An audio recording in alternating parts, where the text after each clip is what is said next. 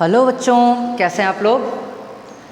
I hope सब लोग घर पे ठीक होंगे और सेफ होंगे, घर में ही रहेंगे और साथ ही पढ़ाई भी कर रहे होंगे। ठीक है बेटा, आज हम 10th स्टैंडर्ड फिजिक्स के हमारे चैप्टर को कंटिन्यू रखेंगे और जैसा कि हमने लास्ट क्लास में पढ़ा था चैप्टर लाइट के बारे में। किसके बारे में पढ़ा था बेटा? लाइट चैप्टर के बारे में। ठीक है, तो चैप्टर में हमने क्या बात करी थी? हमने देखा था लाइट क्या होती है, रिफ्लेक्शन क्या होता है। ठीक है उसके बाद में बेटा हम लोगों ने बात करी थी किसके बारे में? स्फेरिकल मिरर के बारे में। किसके बारे में बात करी थी? स्फेरिकल मिरर के बारे में।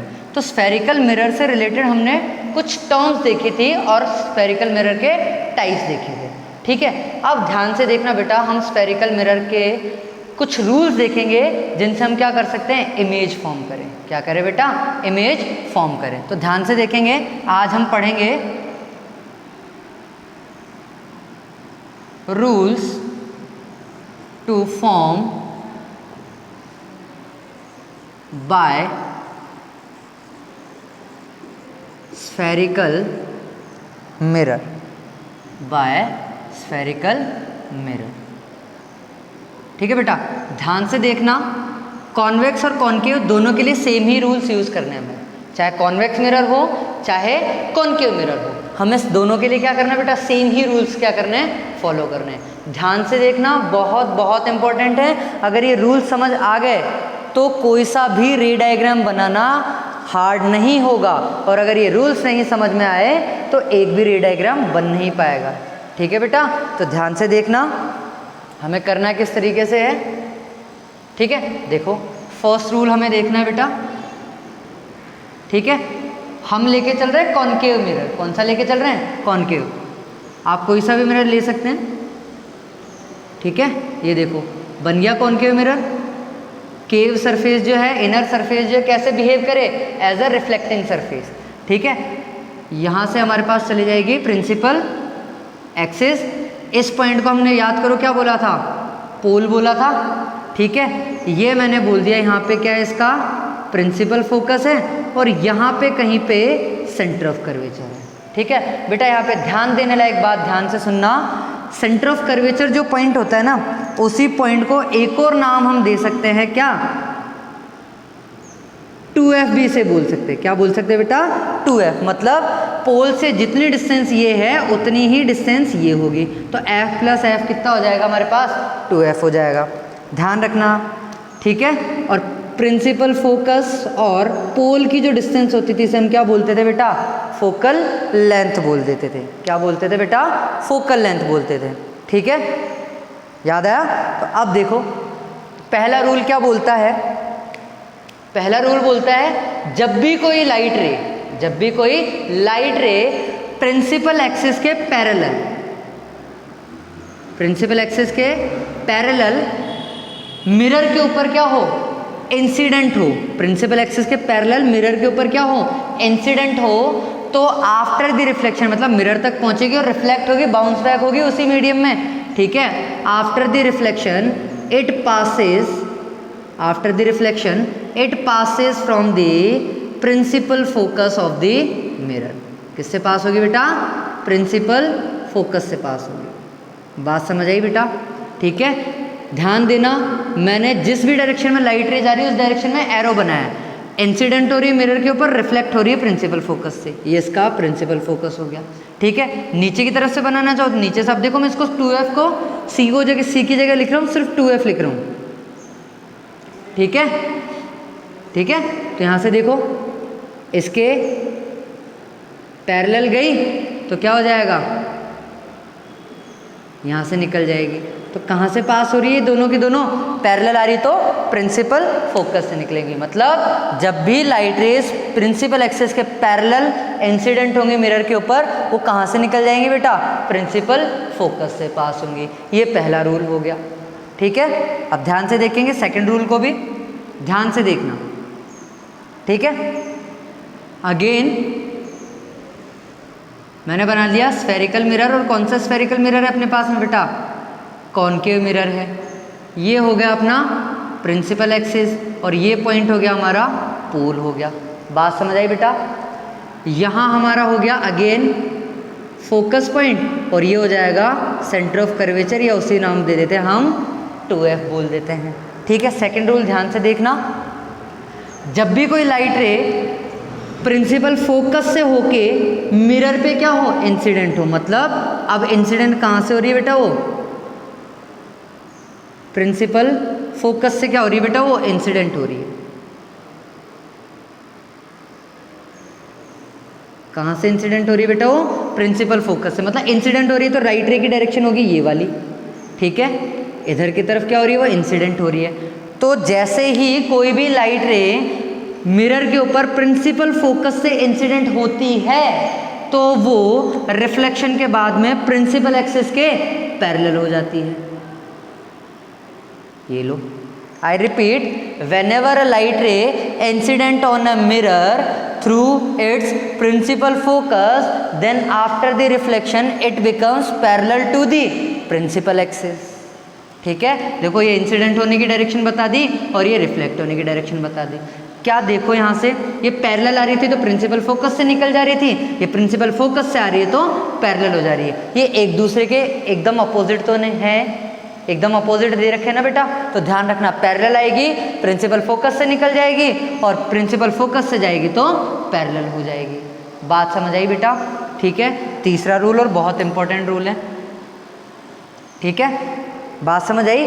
या अगर ये दोनों रूल अगर क्लियर हुए हों तो इसके बाद में एक लाइन आप लोगों को ध्यान रखने बेटा, और वो लाइन क्या, ये एक दूसरे के क्या है बेटा, सिमेट्रिक हैं। मतलब पैरेलल आई, प्रिंसिपल फोकस से निकल गई, प्रिंसिपल फोकस से आई तो पैरेलल हो गई। बात समझ आई बेटा? ठीक है, अब बात करते हैं हम इसका थर्ड और लास्ट रूल। थर्ड और लास्ट रूल के बारे में बात करेंगे बेटा, ध्यान से देखना। ठीक है, देखो यहाँ पे अगेन मैंने क्या किया, स्फेरिकल मिरर बनाया, और स्फेरिकल मिरर भी कौन सा बनाया बेटा, कॉनकेव मिरर बनाया। अगेन ये क्या होगी हमारे पास में, प्रिंसिपल एक्सिस, यहाँ पे होगा क्या बेटा, फोकस पॉइंट, और यहाँ पे क्या हो जाएगा, सेंटर ऑफ कर्वेचर, या उसी को हमने क्या नाम दिया बेटा, 2F नाम दिया है। ठीक है बेटा? ठीक है, अब देखो यहाँ पे 2F बोल दो या मैं बोल दूँ क्या, सेंटर ऑफ कर्वेचर नाम दे दो, एक ही बात है, दोनों का एक ही नाम है। जैसे आप लोगों का घर पे स्कूल में नाम होगा, लेट सपोज आपका नाम है यशस्वी, या मैं बोल दूँ राहुल नाम है। ठीक है, घर पे उसका हो सकता है चुन्नू नाम हो।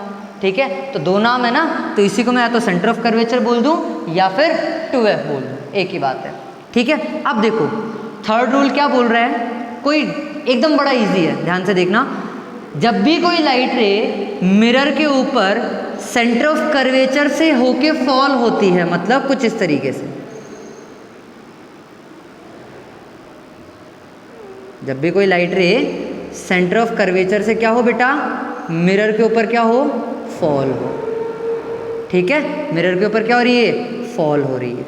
ठीक है, तो जाने की डायरेक्शन हो गई है फॉल होने की, तो वो फिर से रिफ्लेक्शन के बाद में उसी पाथ पे क्या हो जाती है, रिटर्न हो जाती है। मतलब इसी पाथ पे हो गई थी और इसी पाथ पे वो क्या हो जाएगी बेटा, रिफ्लेक्ट हो जाएगी। मतलब जो भी लाइट रे सेंटर ऑफ कर्वेचर से मिरर पे जाएगी और सेंटर रिफ्लेक्शन के बाद में वो किससे पास होगी, फिर से सेंटर ऑफ कर्वेचर से पास होगी। मतलब वो लाइन कहीं पे भी नहीं मुड़ेगी, सीधी जाएगी और सीधी वापस आ जाएगी।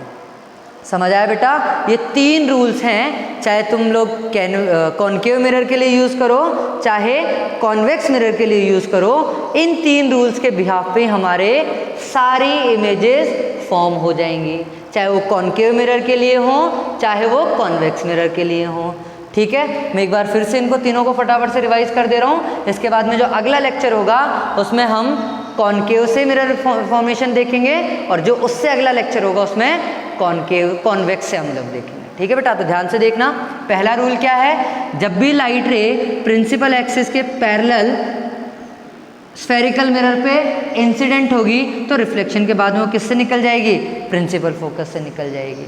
ठीक है, जब भी लाइट रे प्रिंसिपल एक्सिस के फोकस पॉइंट जब भी लाइट रे प्रिंसिपल फोकस से इंसिडेंट होंगी तो रिफ्लेक्शन के बाद में पैरेलल हो जाएंगी। ये दोनों एक दूसरे के क्या थे, इन्वर्सली प्रोपोर्शनल थे, रेसिप्रोकल थे या उल्टे थे। ठीक है, जब भी लाइट रे सेंटर ऑफ कर्वेचर से इंसिडेंट होगी तो सेंटर ऑफ कर्वेचर पे क्या हो जाएगी बेटा, वो फिर से वापस आ जाएगी। बात समझ आई? अब देखो कॉन्वेक्स और कॉन्केव के लिए मैं 2 चीज़ें बता रहा हूँ, देखो यहाँ ध्यान से देखना बेटा।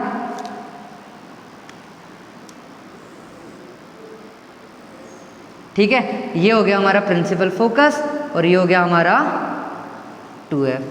ठीक है, मैंने बोला लाइट रेज, ये कॉन्केव के लिए बता रहा हूँ बेटा। लाइट रेज प्रिंसिपल फोकस के पैरेलल चल रही है ऐसे, ठीक है, इस तरीके से। ठीक है बेटा, तो जब पैरेलल आएगी तो कहाँ से निकलेंगी ये? प्रिंसिपल फोकस से। ये भी कहाँ से निकलेगी बेटा? प्रिंसिपल फोकस से। ये कहाँ से निकलेगी? प्रिंसिपल फोकस से। और ये भी कहाँ से निकल जाएगी बेटा? Principal focus. तो सारी की सारी एक पॉइंट F पॉइंट पे आके क्या कर रही है बेटा? मीट कर रही है। क्या कर रही है? मीट कर रही है। इसी को हम बोलते हैं कन्वर्जेंस। क्या बोलते हैं बेटा? कन्वर्जेंस, मतलब एक पॉइंट पे कन्वर्ज हो गई, इकट्ठी हो गई। इसीलिए कॉन्केव मिरर को हम क्या बोलते हैं बेटा? कन्वर्जिंग मिरर भी बोलते हैं। क्या बोलते हैं इसे हम? कन्वर्जिंग मिरर भी बोल देते हैं। ठीक है, अब देखो दूसरा बना रहा हूँ, अब बना रहा हूँ मैं कॉन्वेक्स बना रहा हूँ। तो आउटर साइड अगर रिफ्लेक्टिंग मीडियम की तरह काम करे तो कैसा हो जाएगा अपने पास में? कॉन्वेक्स मिरर हो जाएगा। देखो लाइट रेज पैरेलल आएंगी, ठीक है, ये हो गया F और ये हो गया हमारा 2F। तो देखो यहाँ तो F है नहीं, तो ये कहाँ भागेंगी? इधर की तरफ भागेंगी। और ऐसा लगेगा कि ये कहाँ से आ रही है बेटा? प्रिंसिपल फोकस से। ठीक है, ये कहाँ भाग जाएंगी? दूर भाग जाएंगी। और ऐसा लगेगा कहाँ से आ रही है? प्रिंसिपल फोकस से। देखो डार्क लाइन जो होती है वो रियल लाइन होती है, और जो डॉटेड लाइन होती है इमेजिनरी, मतलब वो अपीयर होती है, ऐसा लगता है कि वहाँ से आ रही है। तो देखो ये लाइट रेज आई और इनको इसने फैला दिया, डाइवर्ज कर दिया। क्या कर दिया? लाइट रेज आई और उनको फैला दिया। ये क्या कर रहा था? एक पॉइंट पे फोकस कर रहा था, ये क्या कर रहा है? फैला दे रहा है। तो जैसे अगर लाइट रेज को फैला दे रहा है तो इसको हम बोलते हैं बेटा कॉन्वेक्स को हम क्या बोलते हैं? डाइवर्जिंग मिरर भी बोलते हैं। आई होप समझ आया होगा बेटा। ठीक है, इसके बाद में इससे इमेज फॉर्मेशन हम पढ़ेंगे बेटा नेक्स्ट लेक्चर के अंदर। तब तक यहाँ ध्यान से पढ़ेंगे और इन रूल्स को समझेंगे और फिर अप्लाई करेंगे। तब तक के लिए थैंक यू।